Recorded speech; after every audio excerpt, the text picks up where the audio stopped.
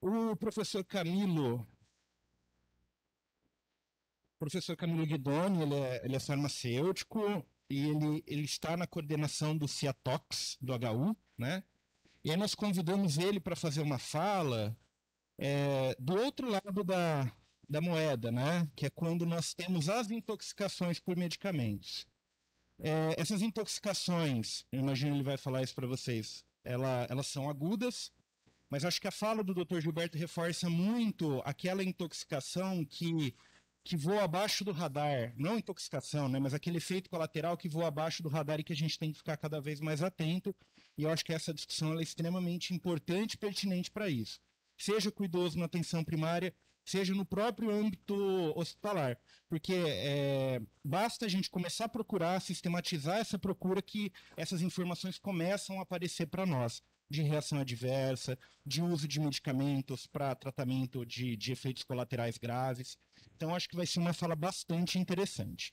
Camilo, eu agradeço a tua participação, está online conosco hoje por conta de alguns compromissos profissionais e familiares, mas vai fazer uma fala aqui conosco e logo na sequência daí eu já passo também para a professora Marcelo que se encontra aqui para a gente finalizar o nosso simpósio, tá bom?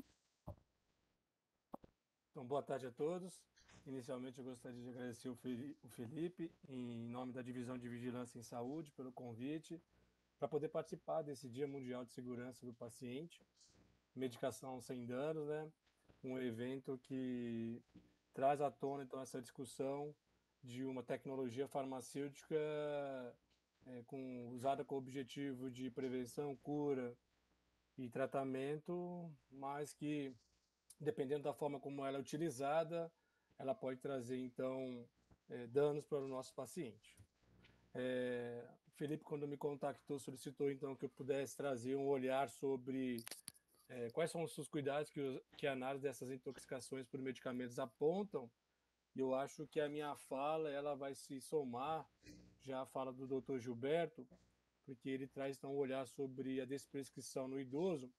E em parte da sua fala ele coloca então a, as consequências do uso dos medicamentos e esse uso dentro das doses terapêuticas preconizadas para o tratamento medicamentoso desses idosos, porém trazendo então consequências clínicas, como reação adversa aos medicamentos, as doses em idosos acima daquelas que são recomendadas, o uso de medicamentos inapropriados, enfim.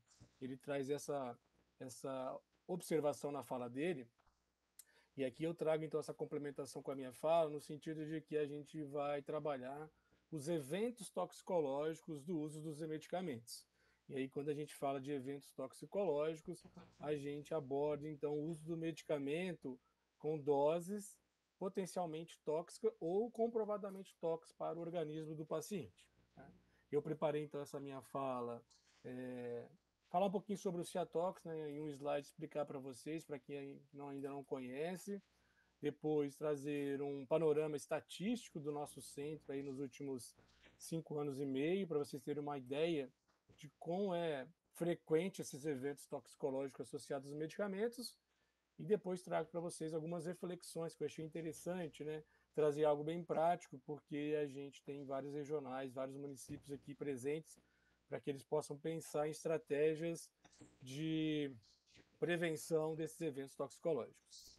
O Ciatox, então, ele completa em 2022 37 anos, ele é o Centro de Informação e Assistência Toxicológica, ele é o centro vinculado ao Hospital Universitário da nossa Universidade Estadual de Londrina.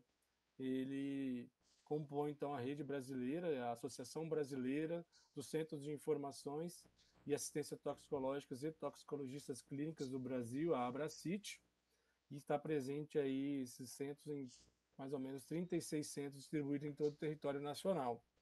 É um serviço que funciona 24 horas por dia e sem interrupção, né?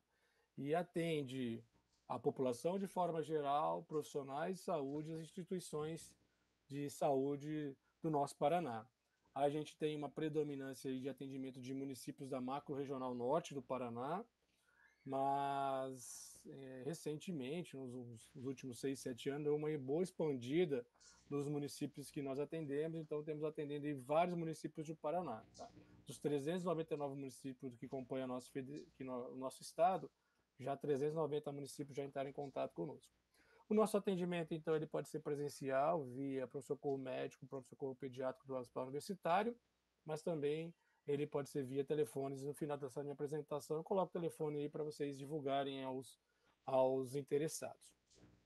O Ciatox, ele é uma rede ele é um serviço especializado em toxicologia clínica, então ele é um serviço de referência em toxicologia clínica em todo o território nacional, e ele está vinculado à rede de urgência e emergência do Sistema Único de Saúde.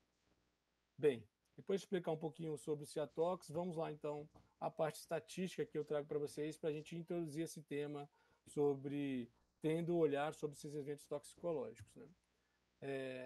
Eu trago então que acho que esse Dia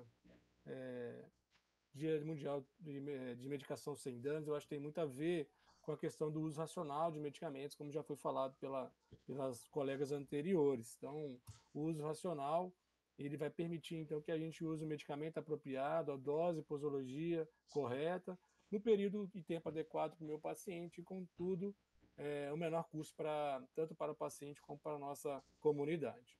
E aí, quais são as dimensões que a gente tem que enxergar quando a gente olha esse conceito de uso racional de medicamentos, né? Quem que está envolvido nesse uso racional?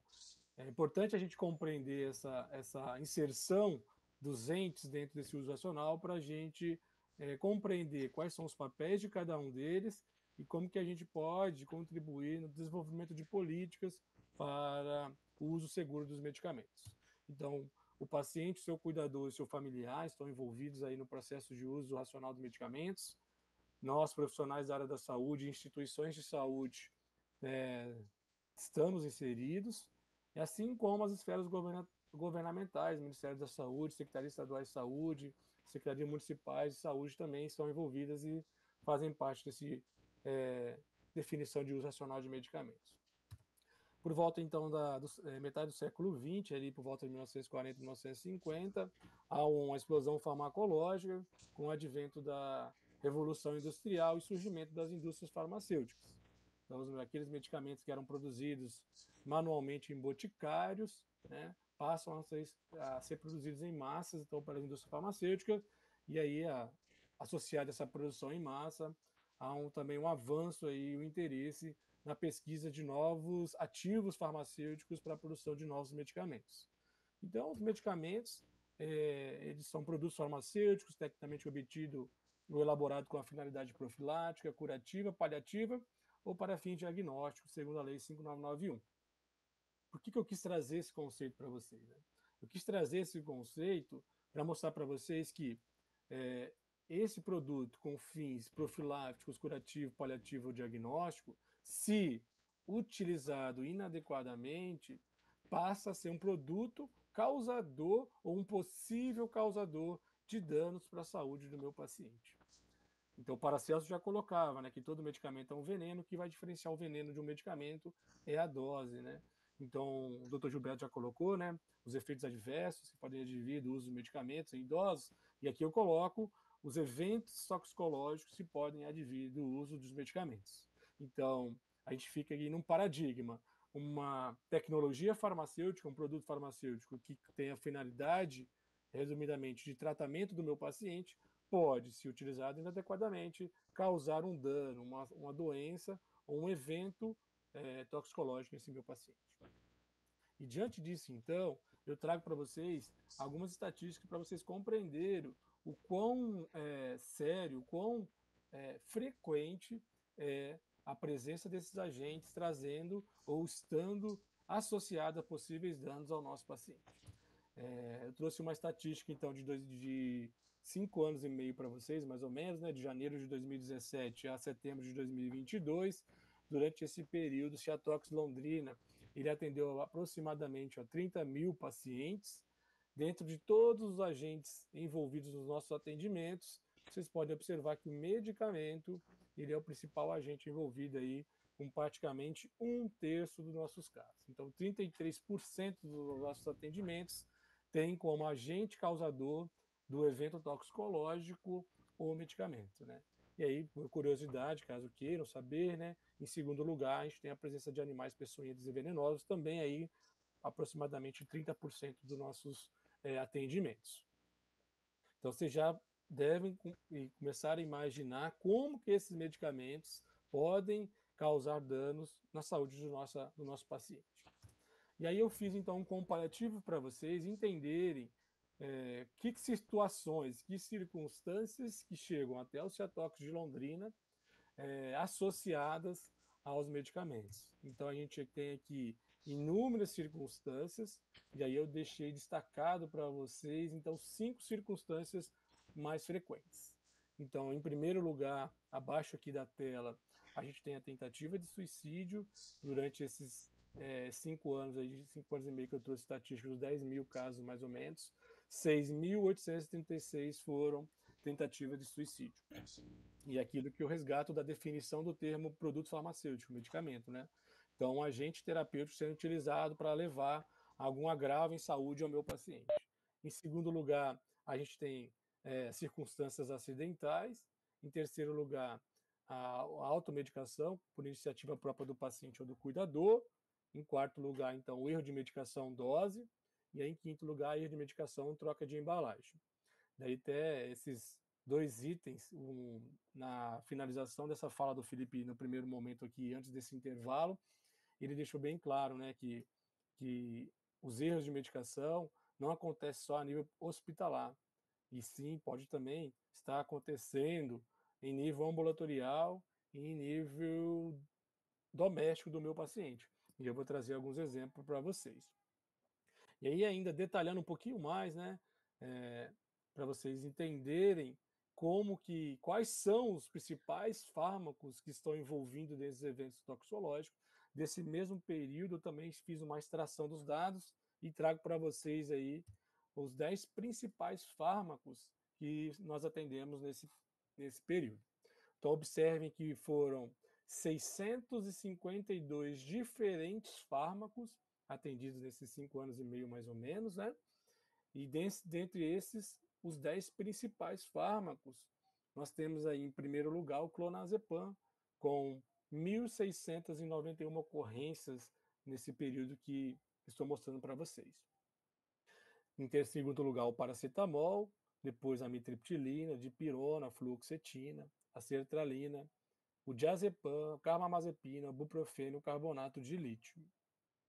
Se vocês pararem com calma, olhar esse slide e observarem os 10 principais medicamentos, a conclusão que vocês já começam a enxergar é que dos 10 que eu coloquei para vocês principais, 7 são psicotrópicos. São medicamentos aí de receita controlada. E os outros 3, então o paracetamol, a dipirona e o buprofeno, estão aí da classe dos anti-inflamatórios, analgésicos, antipiréticos, e 3 medicamentos de venda livre, né? Medicamentos isentos de prescrição médica.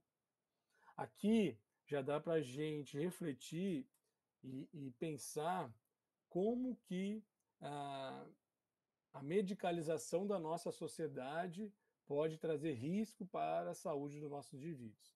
Não estou querendo dizer que os medicamentos não devem ser prescritos de forma alguma, mas a necessidade de um olhar racional sobre o uso dos medicamentos, o Dr. Gilberto já colocou lá na desprescrição, ela faz necessária, tendo em vista com o aumento crescente de medicamentos que agem sobre o sistema nervoso central. Então, o quanto que a nossa sociedade está se adoecendo mentalmente e quanto que o uso desses fármacos tem crescido, aí tem crescido de forma geral. E nos espanta o crescimento do uso desses fármacos em faixa etária cada vez mais jovens, que eu coloco para vocês nos slides seguintes. Então é isso, vocês observam então uma frequência significativa da presença de atendimentos do Ciatox Londrina com o agente tóxico, os medicamentos. Vocês observam que as circunstâncias principais são tentativas de suicídio, seguida depois de acidental e automedicação, e aí a presença de medicamentos e os medicamentos principais que atuam no sistema nervoso central como principais agentes que vão estar envolvidos nesses eventos toxicológicos. E aí, a partir de agora, então, depois dessa epidemiologia, essa descrição dos casos que eu coloco para vocês, eu fui, então, em algumas das nossas fichas e vou trazendo para vocês exemplos que acontecem conosco no Ciatox e como que essa solicitação que o Felipe fez para mim, né? Como que o olhar desse evento toxicológico nos traz reflexões de como que a gente precisa, como profissionais da área da saúde, tomar algumas ações, medidas, para que a gente possa reduzir esses eventos. Então, de primeira reflexão que eu trago para vocês da quinta causa, né, mais frequente, que são os erros de medicação. Então, vocês podem observar, então, erro de medicação dose, com 237 casos nesses 5 anos e meio que eu trouxe para vocês, e erro de medicação troca de embalagem, com 228 casos, né, os dois mais frequentes aí nas classificações de circunstância. Então, olha, esse aqui é um caso que chegou para a gente, um paciente masculino, 1 ano e 10 meses, foi medicado erroneamente pelos pais, há 3 horas em sua residência, com 3 ml de risperidona, 1 miligrama por ml, a dose terapêutica era uma dose de 0,3 ml. Então, os pais deram 10 vezes mais a dose necessária. Então, nesse caso, todas as crianças devem ser encaminhadas para avaliação médica. Então, nós, como profissionais da saúde, como que a gente pode contribuir para a educação desses pais, desses responsáveis, para que eventos como esse possam ser prevenidos, né? Então, olha, observem bem que foram 237 casos que a gente atendeu nesses 5 anos e meio. Então, é uma ocorrência significativa. Paciente sexo masculino, 6 anos, foi medicado com a dose dobrada, 30 minutos em sua residência. Então, tomou-se 48 gotas de ibuprofeno ao invés das 24 recomendadas para a idade. Então, um exemplo semelhante ao anterior, dose errada a nível doméstico, né, a nível familiar de um medicamento. E paciente masculino, 13 anos, ingeriu por erro de medicação 35 gotas de periciazina em sua residência a 30 minutos. Então, a tia do paciente confundiu os frascos dos medicamentos, então pretendia administrar um anti-inflamatório e, ao invés de administrar o anti-inflamatório, administrou então a periciazina. Esse medicamento era uso do irmão dessa criança de 13 anos. Então, vocês observam que dou 2 exemplos de erro de dose e um exemplo aqui de troca de embalagem e erro de administração de medicamentos. Então, a gente às vezes, não tendo uma vivência no Ciatox, não consegue enxergar que isso também acontece a nível ambulatorial. A gente às vezes acredita que acontece principalmente e apenas em nível hospitalar. A outra, então, reflexões que eu faço com vocês, na terceira circunstância mais prevalente, que é a automedicação. E a automedicação, nas nossas análises, nos nossos atendimentos, ela aconteceu principalmente por iniciativa própria do paciente ou do seu cuidador, com 528 ocorrências. E aí, como que acontece essas situações? O que traz de evento toxicológico para o nosso paciente? A gente tem, então, um paciente feminino, 38 anos, ingeriu em sua residência às 17 horas para se acalmar, entre aspas, né?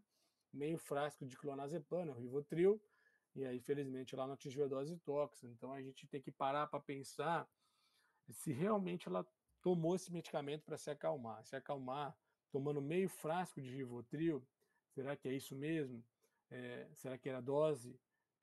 Será que essa pessoa não precisa de um acompanhamento, de um atendimento psicológico? Então, a circunstância é essa que nos chama bastante atenção e que ela tem que ser orientada de que se acalmar com doses do medicamento acima das recomendadas pode trazer riscos à saúde dela e não os benefícios que ela acredita estar obtendo ao utilizar, então, meio frasco do medicamento.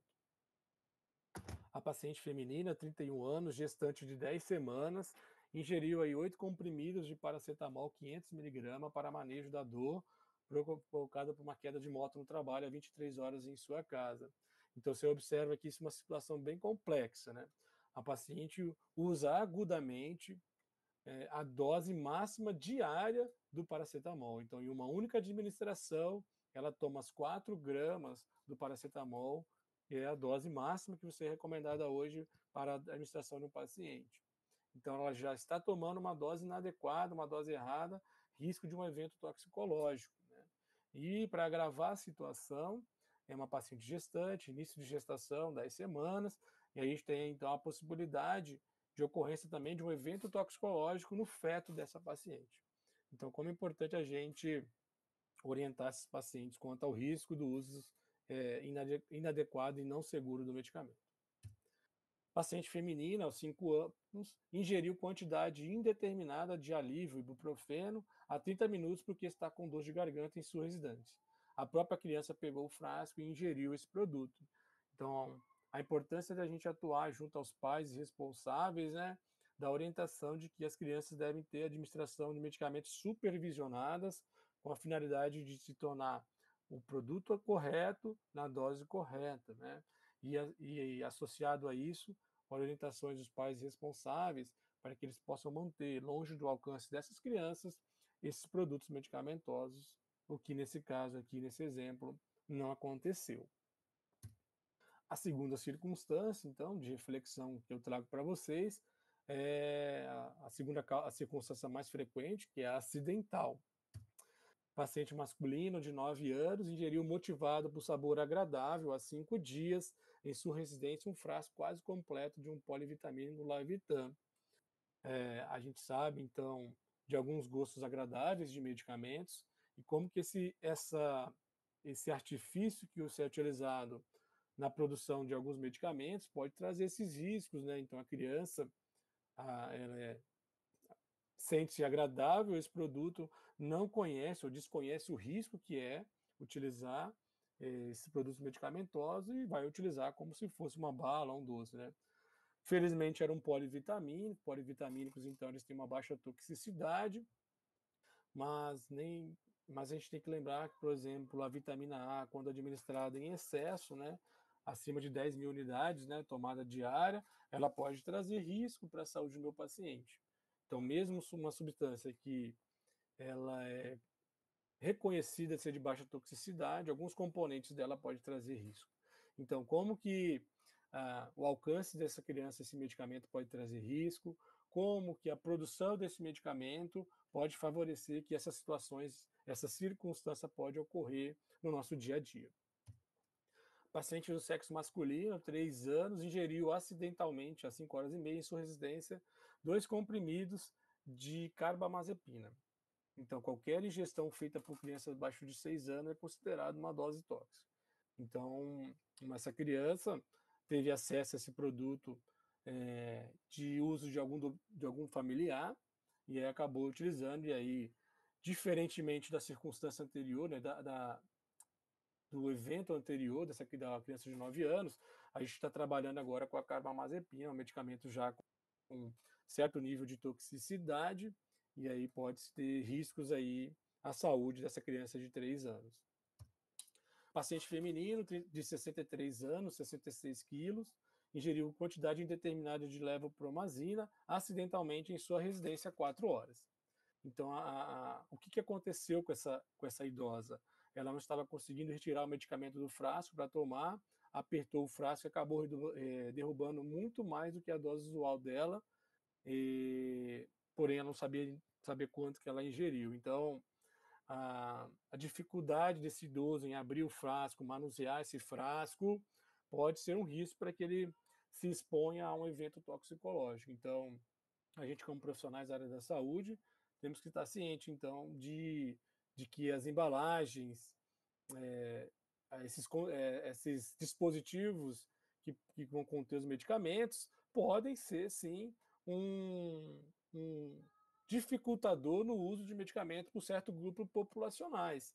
E aí a gente tem aí os idosos como um exemplo desse grupo populacional. Esse outro caso, um idoso de 81 anos ingeriu acidentalmente 6 comprimidos de metantina na sua residência em horário desconhecido. O paciente ele se confundiu ao tomar as medicações, ingerindo mais comprimidos do que orientado.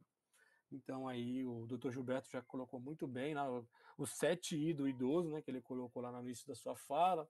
E aí o idoso ele acaba sendo então um paciente de atenção especial de nós profissionais da área da saúde, por diversos aspectos aí do envelhecimento, alterações cognitivas, dificuldade de abertura de embalagem, no exemplo anterior. Então nós como profissionais da área da saúde temos que estar atentos a essas situações para que a gente possa promover um uso seguro e racional de medicamentos por essa população é, idosa. E como o Dr. Gilberto também trabalha essa temática, espero algum dia ficar idoso e ser cuidado aí pelos futuros profissionais da saúde que assistem a gente aqui nesse evento. E aí a principal circunstância, né, que é a tentativa de suicídio, eu trago algumas reflexões que a gente possa discutir e entender essa relação com esse dia de uso seguro dos medicamentos. Então, um paciente feminino, 14 anos, então uma paciente bem jovem, né? Ingeriu em tentativa de suicídio em sua residência a tempo indeterminado 80 comprimidos de fenobarbital e 50 comprimidos de ácido valproico. Então, vocês observam que ela atinge a dose tóxica desses dois produtos terapêuticos. Esse foi um caso bem grave, com um tempo de internação bem prolongado, necessidade de intubação, necessidade de hemodiálise por dias seguidos. Então, esse processo de uso de medicamento inadequado traz consequências para o paciente, né, o risco de vida que essa paciente correu, traz consequências para a família, né, o risco de perder um ente querido, traz consequências para o serviço de saúde, um prolongamento, um custo para o atendimento de uma circunstância que poderia ser sido evitada, né? E aí, eu lembrei desse exemplo ao elaborar essa palestra, porque acredito que tem vários profissionais que vão entender o que eu vou falar. A gente, na perspectiva de facilitar o acesso desse paciente e, consequentemente, facilitar a adesão ao tratamento, a gente se coloca com iniciativas de dispensar medicamentos a longo prazo. Então, vejam bem, ela tomou 140, 130 comprimidos, né? E por que ela tinha tudo isso na sua casa? Então tá aí o motivo, olha. Tanto o fenobarbital quanto o ácido valproico são do uso da paciente para tratamento das crises convulsivas, da epilepsia, na verdade, né? E do pai dela, e aí nós não conseguimos esclarecer o uso desse paciente. E aí essa grande quantidade de medicamentos disponível no seu domicílio se deu porque no dia anterior a família tinha retirado esses medicamentos na farmácia central do município. Então é algo para a gente pensar, né? De um lado, a gente dispensando medicamentos para 3 meses, interessante para facilitar a adesão, a dificuldade dos pacientes em ir frequentemente às farmácias retirar os medicamentos, até questões financeiras, né? Que eles precisam se deslocar até a farmácia, etc. Porém, o outro lado que a gente tem que pensar. Então, essa disponibilidade de quantidades de medicamentos presentes na residência pode facilitar a ocorrência de situações como essa que eu apresento para vocês. Paciente feminina de 29 anos ingeriu em quinta tentativa de suicídio esses dois medicamentos, né, o cetocorolaco e o clonazepam, a cerca de 30 minutos de sua residência devido à grande vontade de morrer. E aí também é uma tentativa de suicídio, aí eu estou trazendo para vocês uma reflexão, né? É a quinta tentativa. Recentemente a gente deu uma nona tentativa, um caso de um paciente com uma nona tentativa, né? Então, os medicamentos sendo uma ferramenta para a retirada da vida dos pacientes. Então, como que a gente está com a saúde mental nossa? Como que a gente vai ter que trabalhar essa racionalidade no uso de medicamentos para tratamento de transtornos mentais? E aí, né, então, nessa mesma circunstância, então eu trago um artigo que a gente redigiu recentemente. Então, é muito triste esse artigo, porque cientificamente ele traz dados interessantes, mas assistencialmente é uma informação que nos preocupa bastante, que é a análise clínica e epidemiológica da tentativa de suicídio em crianças atendidas pelo nosso setor, né? Então, esse artigo está aí disponibilizado na internet, gratuito, para quem quiser ler ele na íntegra. Então, vejam bem, nos 33 anos da pesquisa que a gente fez, né, de abril de 85, quando abriu o centro, até dezembro de 2018, a gente atendeu 59 crianças. Então, quando a gente fala de crianças, são aqueles com até 11 anos completos. Então, são de 0 a 11 anos. Você deve estar pensando, poxa, mas só foram 59 crianças, né, atendidas nesses 33 anos, quase 1,8, quase 2 crianças por ano. Mas veja bem, eu, na verdade, eu esperaria 0 crianças, né, com tentativa, porque ela no atendimento, no serviço de saúde, ela refere que tomou o produto medicamentoso para retirar a sua vida. Não é a gente achando que aconteceu isso, não. Então a gente confirma, é confirmado a tentativa de suicídio. Então observem bem, são crianças de 6 a 11 anos, então a gente teve crianças com 6 anos de idade referindo isso. A idade média variou, ficou aí então em 10 anos de idade, e a ocorrência principalmente do sexo feminino. Então, mais uma reflexão para a gente. Então, o acesso dessas crianças aos medicamentos com o objetivo aí de retirar a sua vida.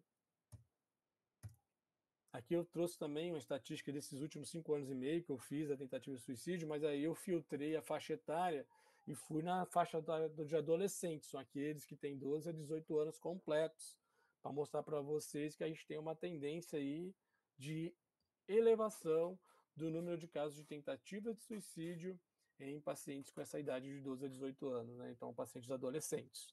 Você observa aqui que a gente, em 2022, a gente nem fechou o ano e já está chegando próximo do nível máximo, que é aí 355 casos, mais ou menos, 360 casos, que aconteceu em 2019 e 2021. Então, a tendência aqui já é chegar a mais que 400, 450 casos em 2022. Então, o que está acontecendo aí com essa nossa juventude em utilizar essas tecnologias para fins de autoextermínio? Algumas publicações no nosso centro envolvendo então medicamentos. Então a gente tem aqui eventos toxicológicos em idosos, né? A gente tem a tendências de intoxicações por medicamentos no nosso centro, as intoxicações, fatores associados aos óbitos, aquele artigo da análise clínica e o tendência de eventos toxicológicos em crianças. Quem quiser, tudo está disponível gratuitamente na internet. E aí, aproximando do fim da minha fala, deixo aí para vocês essa pergunta, né? E aí, profissionais, futuros profissionais da área da saúde, paciente, família, comunidade, e não de fora o sistema de saúde. Estamos preparados para essa pandemia silenciosa, que são os eventos toxicológicos associados aos medicamentos? Temos muito aí que discutir e trabalhar para reduzir essa tendência de crescente aumento do número desses eventos aí com o uso de medicamentos. Obrigado a todos aí pela atenção, me coloco à disposição para as perguntas. Espero aí ter contribuído nessa reflexão que a gente tem sobre os eventos toxicológicos. O Ciatox está disponível para vocês, no atendimento 24 horas por dia. O 43 3371 2244 é o telefone de atendimento dos casos, pode ligar 24 horas por dia, ou através do e-mail sítio.londrina@el.br. Agradeço e um ótimo evento a todos.